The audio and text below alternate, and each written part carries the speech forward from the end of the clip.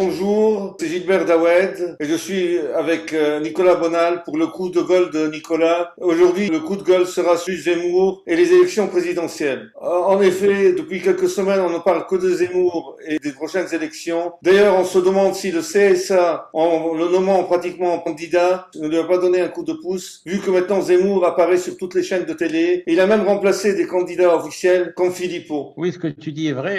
Philippot n'apparaît nulle part dans les sondages. On a l'impression qu'il fait 1% ou 2%, 3%. Tous les week-ends, il rassemble 50 000 personnes, même si ce n'est pas assez. On sait pourquoi, toi et moi. Mais on n'a pas l'impression qu'il compte pour le système, Philippot. Il est complètement marginalisé. Moi, c'est de loin le candidat qui me plaît le plus pour tout un tas de raisons, pas seulement sur sa lutte contre la dictature vaccinale et sanitaire, mais aussi évidemment pour son approche ex-Front National et souverainiste et gaulliste de la France en marge de l'OTAN, en marge de l'Europe et de tout ça. Pour confirmer ce qu'on dit, Philippot a été remplacé sur les plateaux de CNews par les jeunes supporters de Zemmour. Ça fait 20 ans qu'on prépare cette candidature, on a l'impression, de Zemmour. Moi, on m'a parlé de lui début année 2000, genre c'était la grande parole libre. Alors en fait, il n'a fait que recycler le discours de l'extrême droite des années 80, absolument rien d'autre, quand lui-même reconnaît qu'il était socialiste. Donc c'est défense de l'identité, une identité comme toujours assez mal définie, attaque contre l'immigration et puis l'inévitable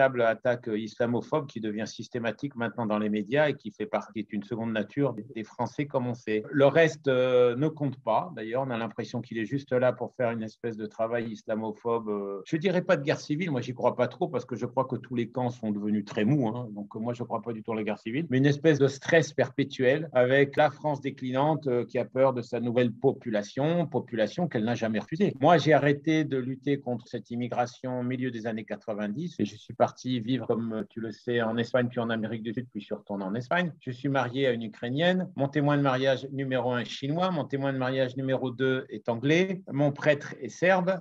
J'ai vécu en Argentine et ensuite en Espagne. Et j'ai beaucoup d'amis qui sont du monde entier. Mes meilleurs copains est cubain et black à Carboneras. Donc, le français de souche, je n'ai plus, franchement, d'esprit de sacrifice pour le défendre. On lui a laissé voter 25 fois contre Le Pen. Le Pen a encore pris 82 ou 80% dans la gueule en 2002. Moi, je me souviens, j'étais à Grenade dans un cybercafé où c'était une espèce de hippie français qui officiait. Il y a un de ses copains qui arrive. Moi, je me taisais, je parlais même pas français. Et il dit, tu as vu, on lui a bien mis dans la gueule. Donc, à partir de là, OK, mets à Le Pen dans la gueule. Le résultat, c'est que tu as une population qui a 40% créole ou créolisé pour faire plaisir à notre ami Mélenchon, qui est un copain de Zemmour. Je viens de terminer son livre. Il va falloir, d'ailleurs, il m'a empêché de dormir tellement il m'a mis mal à l'aise, le livre de Zemmour. Il va falloir qu'on en parle tout de suite. Mélenchon est très copain avec Zemmour. C'est des copains, c'est des débats arrangés et surarrangés, faits sur mesure pour une candidature qui est faite sur mesure. C'était moins d'embêter la fille Le Pen, c'était moins d'embêter que plus personne n'apprécie et avec qui tu avais fait une excellente émission que je recommande avec notre ami Le Vigan. C'était moins d'embêter la fille Le Pen que d'embêter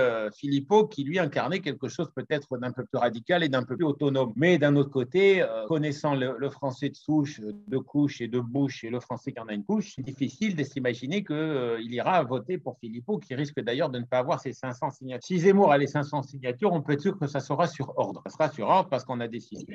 Si Zemmour a les 500, ça sera pour ça. Nicolas, vu que tu as mentionné Marine Le Pen, je trouve incroyable, c'est que Zemmour, qui est présenté comme l'homme cohérent qui dit les mêmes choses depuis 30 ans ou 40 ans, je note qu'au cours d'une été, c'est-à-dire de cet été, sa position fondamentale sur l'Europe et l'euro a évolué de quitter l'euro et quitter l'Europe à celle identique de Marine Le Pen, c'est-à-dire il veut rester maintenant en Europe et il veut rester dans l'euro. Donc toute cette histoire du Brexit n'était qu'un montage. Maintenant qu'il est candidat, il commence déjà à muer. Tu as raison, mais ça n'est pas le premier. Moi, alors, le souverainisme, j'en ai parlé pendant l'un de nos débats comme d'une blague, une mythologie des années 70. On a plein de gars qui se disent souverainistes en ce moment.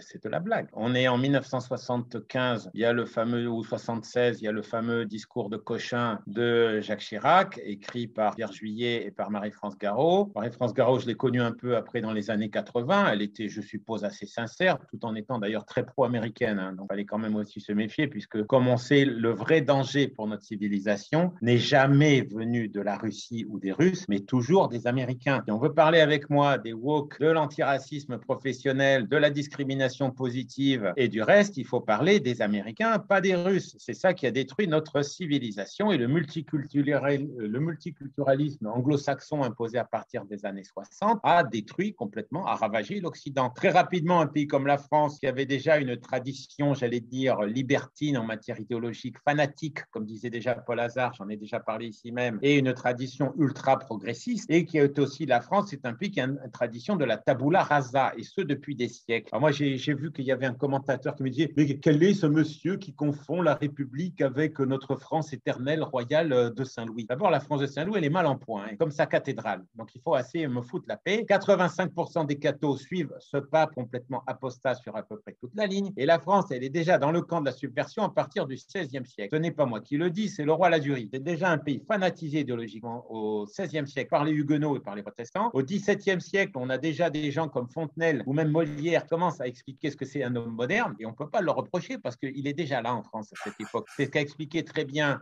Taine, que lit assez mal d'ailleurs Zemmour, Taine, sur la fabrication du bourgeois français. Que Zemmour, on a l'impression que tout va mal depuis les années 70, c'est-à-dire grosso modo depuis qu'il y a les Arabes. C'est pas du tout moi ce que je dis et ce que j'indique dans mes livres. Et j'en ai assez parlé dans mon coq hérétique que je resigne. Je l'enverrai bien aux gens, mais malheureusement, j'ai pas le PDF. Donc, ils peuvent se le procurer à 6 €, je crois, sur. Il y a quelque chose qui cloche en France depuis le XVIIe siècle. Il y a un État très fort jacobin qui cloche aussi depuis le XVIIe siècle. Et comme il y a des choses de juste que dit Zemmour qui lui échappent, au sens strict qui lui échappe. Par exemple, il dit finalement, les Français s'en sont pas si mal sortis au niveau du pouvoir en Europe. Exactement. Ce ne sont pas les Européens qui ont confisqué le pouvoir des Français, c'est la France qui a francisé l'Europe avec une caste bureaucratique, technocratique, bourgeoise et un tout, et un populo qui n'a le droit de rien dire, sinon d'acquiescer du bonnet, et qui le fait volontiers tellement il est abruti par la télévision. Et comme disait McLuhan dans son excellente Galaxie Gutenberg, le français est quelqu'un qui peut être dangereux parce que c'est quelqu'un qui croit trop en ce qui est écrit. Et moi, je vis en Espagne parce qu'en Espagne, c'est différent. En Espagne, le héros, c'est Don Quichotte, c'est le type qui devient un imbécile parce qu'il a trop lu. C'est ce que dit McLuhan dans son livre. Donc, en fait, il y a une méfiance instinctive par rapport à ce qui vient de la parole du pouvoir en Espagne, par rapport aux autorités bureaucratiques et technocratiques. Je ne dis pas que c'est parfait. C'est quand même beaucoup mieux la situation actuellement en Espagne, pour moi et pour ma femme, que de vivre en France, quand je vois comment réagissent mes 70 000 lecteurs. Certains articles qui ont fait 200 000. Donc, il y a quand même un certain nombre de gens qui finissent par comprendre qu'il y a un léger problème français et que ce problème n'est pas venu avec les Arabes. Je rappelle les données quand même sur l'islam. C'est vrai qu'on dit tout le temps ils sont dangereux. Zemmour a osé parler avec Mélenchon. Je n'ai pas suivi le débat, je suis juste tombé sur cet extrait. Il a osé parler de djihad. Enfin, il se fout du monde. Alors là, c'est un autre problème. Pourquoi laissons parler quelqu'un qui dit des conneries? Pour être exact, il a dit texto que toute la criminalité des banlieues est du djihad. On verra. De toute manière, je me souviens, tu te souviens toi aussi de la campagne du Front National en 1988. D'ailleurs, moi, je m'en souviens pas parce que j'étais pas en France déjà. Je vivais en Inde à l'époque où j'étais très bien. Et qu'est-ce qu'on disait? Que dans 20 ans, la France serait une république islamique. Elle est absolument pas islamique en 2008, la France, pas plus qu'en 2018, en 2021. La cible numéro 1 des médias ou des pseudos intellectuels comme lui ou comme Onfray, c'est l'islamo-gauchisme, qui est représenté par le gros franc-maçon P. fou de nous là encore. Et qu'est-ce qu'on a eu, comme toujours depuis Napoléon Bonaparte, qui est l'idole de Zemmour, une oligarchie de banquiers et d'administrateurs qui a fait cause commune avec l'Europe. Et je vais donner d'ailleurs un rappel assez amusant, le livre assez mauvais d'ailleurs de Varoufakis sur le Minotaure européen. L'expression m'avait plu, donc je me suis dit peut-être qu'il va en faire quelque chose de bien, il n'en a fait rien du tout. Mais il disait une chose qui m'a fasciné. Il a dit les Français dominent en Europe parce qu'ils ont une grande habitude des traités. Et il a dit une autre chose extraordinaire, les bureaucrates voulaient l'euro pour faire monter leur immobilier, comme ça. Et en effet, l'immobilier dans des zones comme le Luberon, la montagne, Paris 16e, les belles baraques a été multiplié par 6. J'allais dire en faisant une blague par 6,66, par le 666, puisque c'est l'équivalent euro-franc, comme on sait. Donc ces gens-là se sont fastueusement enrichis. Zemmour dit une autre chose qui m'a plu dans le livre, et comme je te dis, la vérité lui échappe des fois. Les militaires sont euphoriques de l'OTAN. Il faut arrêter ici ou là de croire que le flic va se révolter, que le prof va se révolter, que le soignant va se révolter, que le militaire va se révolter. C'est une blague totale. Et il dit pourquoi? Parce qu'ils ont accès aux drones américains, ils sont surpayés, ils ont d'ailleurs été après radoubés, on les a rattrapés, ils ont un rattrapage. Et en plus, ils ont beaucoup d'infos et ils se sentent plus importants puisqu'ils étaient alliés des Américains que dans leur simple trou-hara africain. Donc en fait, les militaires non seulement ont été pour l'OTAN en France, mais en plus ont monté un peu plus en grade. Alors évidemment, il y a quelques marginaux, mais comme toujours chez les antisystèmes, on croit que quelques marginaux représentent 40% de la population ou d'une population bureaucratique de fonctionnaires qui passent leur vie à progresser au niveau des échelons et des points. Moi, j'ai assez connu ça dans ma famille, et ensuite qui attendent paisiblement leur retraite. Si les gars pensent que ça va révolutionner le monde, c'est pas là. Donc on va revenir à Zemmour, qui dit des choses très justes, et puis mais tout le monde dit des choses très justes. Ça m'a toujours frappé. Moi, j'ai interviewé il y a quelques années pour Pravda Roland Dumas, j'ai interviewé Marion Le Pen, qui était brillante. Moi, ça aurait été ma candidate préférée que Philippot. J'espère qu'elle sera montée en épingle un jour. Mais je ne vois pas le fondement de la doctrine Zemmour. Je n'en ai pas vu. Je n'en ai pas vu dans le livre. Alors, il se met à idéaliser l'époque gaulo-pompidolienne. Mais moi, je l'ai connue. J'étais enfant. Je ne l'idéalise pas du tout. On voit que la France est détruite. Je rappelle qu'il y a trois très grands films qui marquent ça. Alphaville de Godard, qui parle de l'informatisation de la cité. C'est un de ses grands films, avec l'acteur génial Eddie Constantine. Il y a l'extraordinaire Playtime de Tati. La France est déjà totalement américanisée. Donc, tu as visite Paris dans l'aéroport avec un gratte-ciel. Après, tu as visite London et tu as visite Hong Kong et c'est toujours le même gratte-ciel. C'est ça le tourisme moderne, c'est pas autre chose. Et ça, on y est arrivé sous De Gaulle. Et avec Godard, il y a aussi le fameux week-end où, en effet, il y a le fameux travelling, un des plus longs du cinéma, je crois, avec l'accident de la route. La France de Gaulle, ça a été ça. Je sais pas, moi, de souvenirs spéciaux. Alors après, il a fait le malin avec Israël. Il aurait mieux fait de pas le faire parce que ça lui a coûté mai 68. Il a fait le malin avec les Américains alors qu'il n'était pas capable de faire ce bras de fer. Et pendant des années, il est de toute manière resté dans l'Europe. On avait quand même les missiles nucléaires pointés contre la Russie et pas contre les autres. Donc, de toute manière, De Gaulle, ta grande résistance de souverainiste, je m'en tape un peu le coquillard.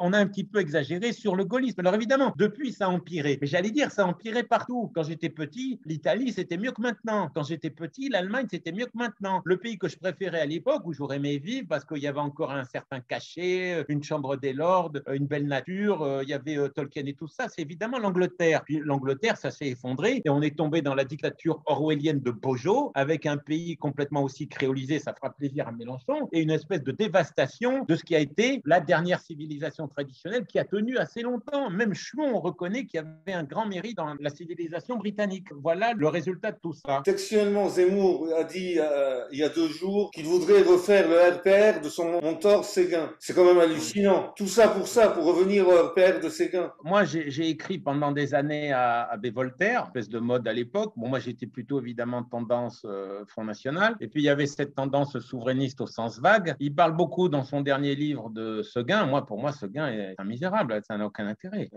Ces gars-là, à chaque fois, d'ailleurs, comme je dis, il dit la vérité malgré lui. Donc, ils sont tous pour une immigration massive. Ils sont tous pour l'Europe. Ils sont tous pour l'euro. Ils sont tous pour les changements sociétaux. On est déjà dans la dictature qui s'installe, enfin, qui est aujourd'hui arrivée à son max avec Macron, avec les histoires de LGBTQ, de féminisme, de théorie du genre et tout ça. Tout ça noyote l'ensemble. L'arbre est en train de pourrir. Les poissons, comme on dit, pourrissent par la tête. Enfin, le peuple, souvent, ne vaut guère mieux comme on sait. Je ne vois pas ce qu'il a à attendre de Philippe Séguin. Alors que tu dis, en effet, on rejoint toujours ma doctrine du présent perpétuel. Et le présent perpétuel, c'est la France a des aspirations bonapartistes, la France a des aspirations impériales, la France a des aspirations humanitaires, la France est la lumière du monde et le pays des droits de l'homme, enfin tout ce qu'a raconté De Gaulle en nous fabriquant la France des banlieues et des villes nouvelles et aussi des populations nouvelles. C'est pas que j'ai quoi que ce soit contre ces populations nouvelles, mais c'est pour dire on se calme là-dessus. Tout cela, c'est du présent perpétuel. On vend du présent perpétuel. Et alors, ce qu'il y a de marrant aussi avec Zemmour, c'est que les textes font 2 ou 3 pages ou 1 page dans le dernier livre. Donc, c'est des recueils de chroniquettes, comme dirait mon idole Louis Correcchi, qui est un très grand critique de cinéma. Des chroniquettes, c'est ça un programme politique. On se moque du monde. Où on va avec ça, je ne sais pas. Alors après, on l'entend dire que le français a 40% de moins de PNB par habitant que l'américain. Ça ne veut rien dire. Aux États-Unis, où peut se passer peut-être la révolution s'il y en a une. Sinon, on y passera tous. C'est certainement pas la France. La vie est hors de prix. Mon ami Preparata, qui avait écrit le livre sur comment les anglo-saxons fabriquaient Hitler, il est prof là-bas. Il a été 4 jours à l'hôpital, $60,000. Donc, c'est vrai que les tarifs vont arriver comme ça en France aussi, puisque Macron privatise tout et que je ne crois pas que Zemmour ait quelque chose à dire contre cela. Mais ce que je veux dire, c'est que la vie aux États-Unis devient formidablement dure, formidablement chère. C'est $3 millions la petite maison à San Francisco, comme le dit Michael Snyder, qui est, comme on sait, celui qui recense le mieux la crise américaine depuis des années. Et on se dit, mais qu'est-ce que c'est que ce modèle? Là, il y a 15 ans, il y a un candidat qui s'est fait élire en disant vive la République, vive la France et vive nous qui allons copier les États-Unis. C'est un certain Sarkozy. Alors, Zemmour tape sur Sarkozy pas mal dans le livre, mais sans doute parce que l'autre ne l'appréciait pas et ne lui a pas donné assez d'écoute. Mais qu'est-ce que je voulais dire? On est arrivé à pas grand-chose avec Sarkozy aussi américanisant la France. Si on est arrivé au pays des frères Cohen, idiocratie, parce que certainement la France est devenue extrêmement bête de 15-20 ans. Je ne sais pas si c'est l'effet c'est l'effet du smartphone, c'est l'effet des chaînes en news et c'est l'effet de l'effondrement intellectuel de ce qui restait d'éducation nationale. Moi, je ne la mettais pas trop non plus, l'éducation nationale. Enfin, disons que c'est tombé d'une manière caricaturale extrêmement bas. Or, moi, ce qui m'amuserait, c'est qu'il soit au second tour, parce que Mélenchon ne vaut rien, parce qu'il n'y a plus de parti communiste, parce que Le Pen ne vaut plus rien, parce que Philippot, qui gêne un peu trop, ne fera rien. Asselineau intéresse un demi% des Français et Dupont-Aignan 0,03. Donc, on aurait, parce qu'il passe tout le temps à la télé et parce que ses bouquins sont dans le best-seller, on aurait un Zemmour qui pourrait être présent au second tour et qui se prendrait, pire que la fille Le Pen, 80% dans la tête la prochaine fois. Alors, à propos de Le Pen, tu m'as parlé l'autre jour de la réaction du vieux à propos du débat pitoyable entre Mélenchon et Zemmour, pitoyable par le contenu et par les thèmes abordés, on est bien d'accord. Mais alors, Le Pen se met à dire il va y avoir 10, 15 ou 20 milliards de gens. Alors ça, c'est tout à fait faux. Je ne sais pas où il est allé sortir ces chiffres. La natalité est contrôlée un peu partout, sauf en Afrique noire, et on prévoit une extinction de l'Europe pour 2100 et une extinction de l'espèce humaine sur Terre pour 2400. Et là, on retrouve avec mes amis Karadimas et Raymond, notre thématique grand recette et grand effondrement. C'est-à-dire que cette société industrielle, comme le prévoyait déjà